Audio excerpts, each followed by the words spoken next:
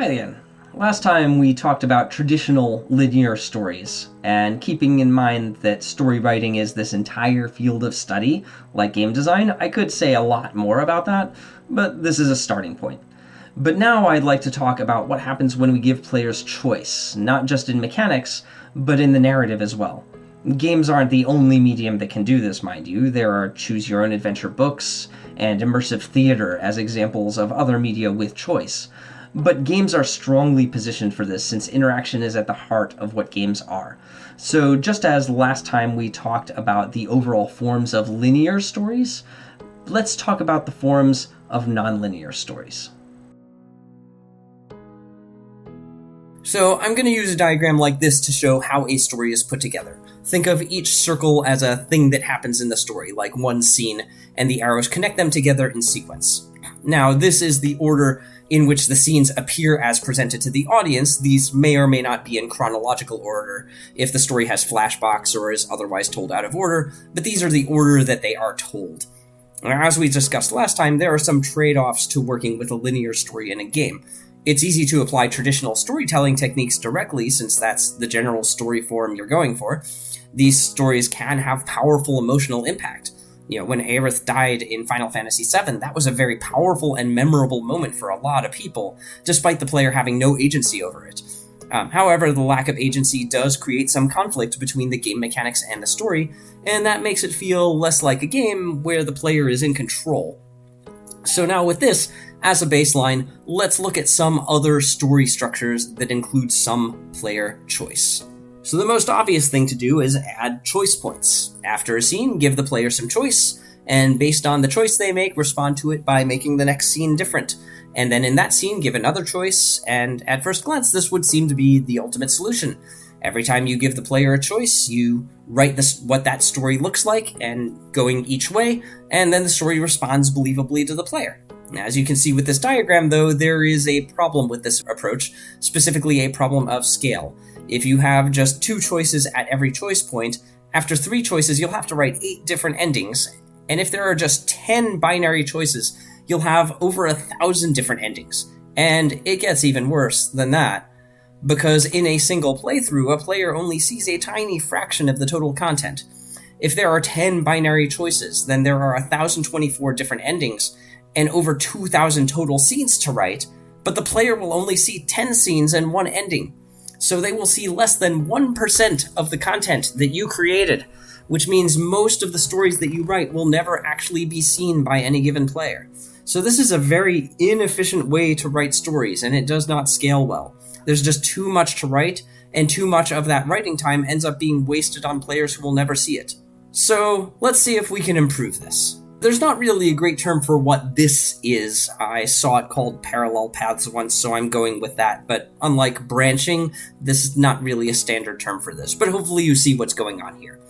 Right, we have choice points that branch off, just like with a standard branching story, except we try to reuse some scenes where you can get there through multiple pathways in order to keep the total number of paths manageable. It also means that if we have like a really important scene to the story, we can make sure everything passes through that at some point. So, problem solved. We got all the benefits of a branching story without the drawbacks of combinatorially exploding amounts of content that the player doesn't see, right? Well, no, this isn't perfect either. It has a new problem. Since the player is forced to encounter certain scenes, the story is now kind of linear again. And if the player realizes that this is happening, maybe they play through your story twice, it can feel like they've lost agency over the story again. Sure, they're given choices, but the choices don't matter if they end up in the same place regardless of what they chose. Just like we learned that a meaningless choice in mechanics can feel frustrating, a meaningless choice in narrative can be like that too. Why did you even ask me the question if it doesn't matter? Sometimes you write these scenes very carefully so that they feel like they're natural consequence of the choices the player made, even if they really aren't, but that clever writing is really hard to do, and will still become really apparent on multiple playthroughs. So one solution to this is to at least have multiple endings that are a consequence of the path you chose. So going different routes might show you the same narrative for most of the game, but they'll lead to a different end point. Maybe if you consistently make the more ruthless choices, this will be reflected in a harsher ending, something like that. Unfortunately, this method still has problems. For one, the connection between the choices that the player made in the past versus what happens at the end may not be clear, so we're lacking the cause and effect that's present in many well-told stories. If a player receives an ending but doesn't know why they got that ending, and doesn't see the ending as following from a natural consequence of the choices that they made, especially if some of their choices were mixed, maybe sometimes they chose to be ruthless and other times they were kind, then it won't really feel like part of the story. And even if it does, we still have the same problem as we had with branching, where a player has to play the entire game many times through, maybe repeating a lot of the same content, just to see all of the endings. So this is another structure that doesn't really have an accepted name. I took the name from another article that was talking about these things, but I won't recommend using the word threaded narrative when discussing this with other game designers. This one looks weird, and will take some explaining, but you might have played games like this before. Basically anything where the narrative is advanced by some kind of quest system, where you're given a bunch of quests and completing a quest unlocks new quests, but you can choose which of the quests to complete and in what order. So in a structure like this, there isn't a single location in the story where you are, right? With other types of story structures, we can show you all these circles, which are scenes, and these arrows which lead to other scenes, and we can point to a single scene and say that you are here. It doesn't work that way with threaded narratives. Instead, you have a list of story scenes that you have started and that are currently active, and a list of scenes that you've closed out and completed, and then all the remaining scenes that haven't even been revealed to the player yet. And that list is the game state, basically, for the story. So, for example, you might start out with something that looks like this, where all of the starter quests are active and the player can do any of these specific things. Now maybe the player completes a quest, maybe the one in the middle, and now it looks like this. So now the middle quest is done, but it opens up several new ones, and so now our story state looks like this. And in some story systems, you can even have some quests that don't just open other quests, but actually close or block them, if you're given competing quests. A well-known example of this was from Fallout 3, where early on the player is given two competing quests. One to blow up the city of Megaton, which had a giant bomb inside of it, or one to disarm the bomb to prevent it from blowing up, given by two different parties that wanted different things. And if you chose to nuke the city, you get the additional 10 Penny Towers quest, but the city is annihilated, so any other quests or items you might have found in the city later on are not available. Usually in these games, there is a single main quest line that leads to the final quest, which then contains the final boss fight and gives the player the final ending, and then some additional quests that branch off of it. Sometimes the main quest is completely linear, other times it's more like a parallel path with multiple branching quests, where you ultimately need to complete several different quests in parallel and in order to unlock the final quest, in addition to other side quests that are completely optional. So this kind of story structure is very expressive. You can have multiple story threads happening simultaneously, the player has agency over which threads to advance and in what order, and this also supports a story with multiple beginnings and middles and endings, since the player in theory can eventually have access to all or most of the content as long as they keep completing side quests. We don't have a problem where the player is forced to do hundreds of replays of a game just to see all of the content. If there's only a single ending and no quests that block other quests, a player could conceivably see all of the story content in a single playthrough, so we don't even have to worry about creating story content that almost no one sees. So you might think, okay, this is it, we're done, now the problem is solved. And this story structure is a popular one for large budget games these days, especially like open world RPGs, because it does fix a lot of the problems with other story structures. But, as you might guess, there are still problems here.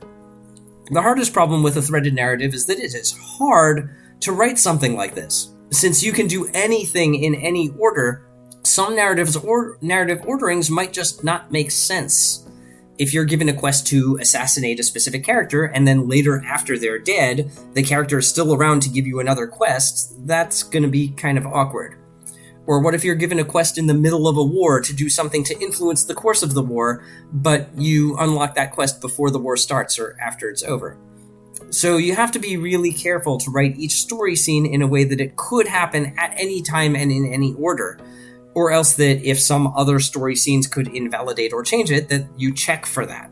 Manually checking every possible path through the story in every possible order is usually impractical. If there are n story scenes that can be performed in any order, then there are actually n factorial different orderings, which can be a massive number.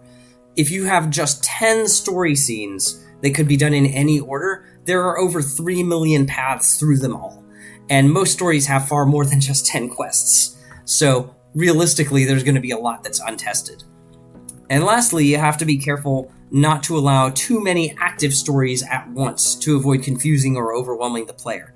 If a player has 20 open quests, that's just too much for most people to keep track of in their heads. And at that point, it's easy for a player to forget what some of them were even about. Even if they complete a quest because they see it in their quest log, they might not remember who it was for or why they were doing it. Another big part of writing story in games isn't just the overall plot or quests, it's also the dialogue. Many games have in-depth conversation systems where you talk to characters called NPCs. NPC is short for non-player character, as in any character in the game that is not controlled by the player. And it turns out that writing this dialogue goes through pretty much the same process as creating a story. You can have dialogue that's completely linear, that's branching but with parallel paths that bring you back to a few specific topics, or a threaded conversation where each item the player chooses to talk about may open or close some other dialogue paths.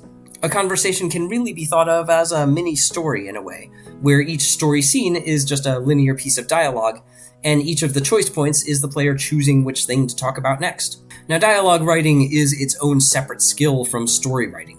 Stories, even in games, can be these grand epic things, especially in a large game. But dialogue is something that the player has to either read or listen to, which is a disruption from their ability to exert agency over the game, so you generally want this to be a lot less long-winded than you would think. Next time you play a story-heavy game that you really like, pay attention to the dialogue, and you might notice just how short it is, especially compared to the dialogue you might see between two characters in a book or a movie. I'll also point out that in conversations, you don't have to have NPCs saying the same thing at the same time. Consider an NPC that comes from a certain village in the world, and you were given a quest to raid and destroy that village. You might expect that NPC to treat you very differently if you completed a quest to destroy their homeland versus if you didn't. As a less extreme example, they might treat you differently in a conversation if you opened with a polite greeting versus if you started by insulting their mother. There are two ways that these are usually dealt with. One is the use of flags. This is a term that's used in programming to mean something that's either true or false.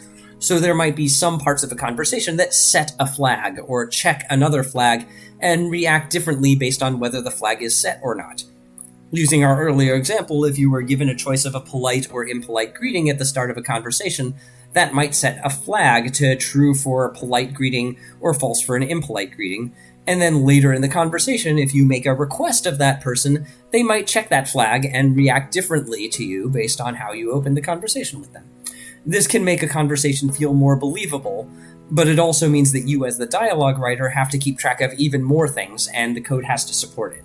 The other tool we have is what we might call an affinity, which is like a flag, but instead of being just true or false, it's a number that can go up or down. You might have played games where important party members or NPCs have some kind of loyalty or friendship or romance stat that can go up when you do things to help them, or down if they think that you're working against them. In some games, if you get the character to a high enough loyalty, they might even get combat bonuses or give you gifts or special quests. And in some games, if their loyalty gets too low, they might leave the party or even attack you. So in this case, a specific dialogue option might increase or decrease a character's affinity, or might check to see if their affinity is higher or lower than a certain amount. Affinity is good for handling situations where you don't just want a single specific choice to affect how they treat you, like with a flag, but an overall ongoing pattern of choices. So if it's like, there's 3 or 4 different ways to endear another character to yourself, and you could do any of those, and if you've done at least 2 of them, then they feel like you've done enough for them that they're willing to do something kind back to you, something like that.